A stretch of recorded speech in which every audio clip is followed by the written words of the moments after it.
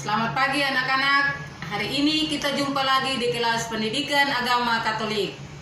Hari ini kita akan bersama-sama belajar dengan tema saya mampu membedakan perbuatan yang baik dan perbuatan yang jahat. Untuk itu, sebagai manusia yang percaya kepada Tuhan Yang Maha Esa, Ibu mengajak kita sekalian untuk tunduk sejenak. Kita mengucapkan syukur kepada Tuhan karena telah memelihara kita. Mari sikap berdoa, kita berdoa. Berdoa mulai dalam nama Bapa dan Putra dan Roh Kudus. Amin. Berdoa selesai dalam nama Bapa dan Putra dan Roh Kudus. Amin.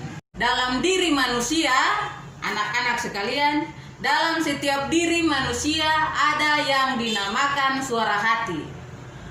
Suara hati itu tugasnya untuk mendorong setiap manusia atau individu, baik itu ibu guru, anak-anak, orang tua di rumah, bahkan siapa saja, untuk melakukan hal-hal yang baik.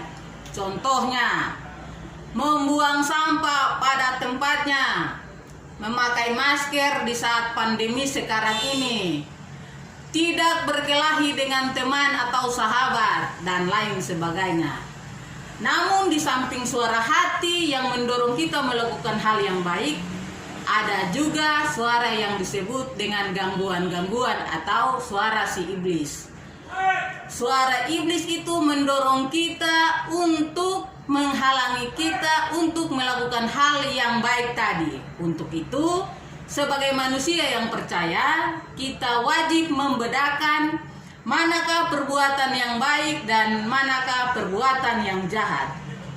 Ada berbagai banyak contoh yang ada di dalam lingkungan hidup kita, baik di rumah, di sekolah. Contoh-contoh dari perbuatan yang baik itu, misalnya kalau di rumah rajin membantu orang tua. Yang kedua, kita gemar melakukan sedekah, misalnya memberikan uang jajan kita kepada pengemis yang membutuhkan. Dan yang ketiga, membuang sampah pada tempatnya. Itu contoh-contoh perbuatan yang baik. Sementara contoh perbuatan yang jahat, misalnya di sekolah kita suka nyontek waktu ujian, ataukah kita membuang sampah di sembarang tempat. Itu contoh perbuatan yang tidak baik. Dari semua hal itu, dari semua kegiatan dan semua perilaku itu pasti memiliki akibat. Akibat dari perbuatan yang baik yang kita lakukan, akibatnya itu kita akan mendapatkan penghargaan atau pujian dari siapa saja. Contohnya, kalau anak yang rajin belajar di sekolah, pasti dia memiliki ilmu yang banyak, kemudian dia mungkin berprestasi di sekolah. Namun kalau dalam hidup sehari-hari dia selalu melakukan perbuatan yang jahat, misalnya suka berkelahi dengan teman, pasti akibat dari semua itu ialah dia tidak memiliki banyak teman, dia suka disebut dengan anak yang nakal, pintar. Baik, anak-anak, dalam surat Rasul Santo Paulus kepada jemaat di Roma, Santo Paulus berpesan kepada kita untuk kita melakukan perbuatan yang baik. Perbuatan yang baik yang dimaksudkan oleh Santo Paulus adalah dalam setiap hidup kita, kita harus mendengarkan suara hati. Kita harus menghargai suara hati dan kita patut melaksanakan setiap kegiatan dengan mendengarkan suara hati kita. Santo Paulus berpesan, balaslah setiap kejahatan dengan kebaikan. Dan Yesus pun pernah berpesan kepada murid-muridnya dalam perjamuan malam terakhir. Yesus berpesan dalam Injil Yohanes bab 13 ayat 34, Yesus berpesan bahwa pesan baru ini kusampaikan kepadamu, yaitu kamu harus saling mengasihi.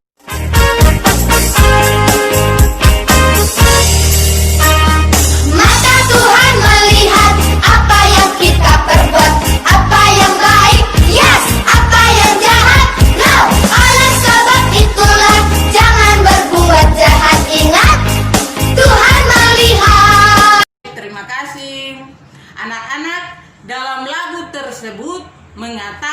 bahwa mata Tuhan melihat setiap perbuatan yang kita buat.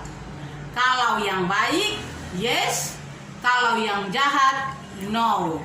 Oleh sebab itulah, di dalam hidup, lakukanlah semua perbuatan dengan baik. Karena ingat, di atas sana, mata Tuhan melihat. Tadi Ibu sudah katakan bahwa setiap perbuatan kita pasti ada akibatnya. Akibat dari perbuatan yang baik itu kita akan mendapatkan penghargaan, kita mendapatkan pujian. Namun akibat dari perbuatan yang jahat, kita akan dikucilkan, kita akan disepelekan, dan kita akan disebut anak-anak yang kurang baik. Untuk itu, hari ini Ibu berharap kepada kita sekalian, setelah pembelajaran ini, kita semua akan hidup seperti pesan Yesus, yakni kita saling mengasihi. Sampai di sini juga dulu perjumpaan kita, anak-anak sekalian. Ibu berharap sampai di rumah kita harus bersikap dengan baik, agar kita disayangi oleh orang tua kita. Rajin belajar dan semoga Tuhan memberkati kita sekalian.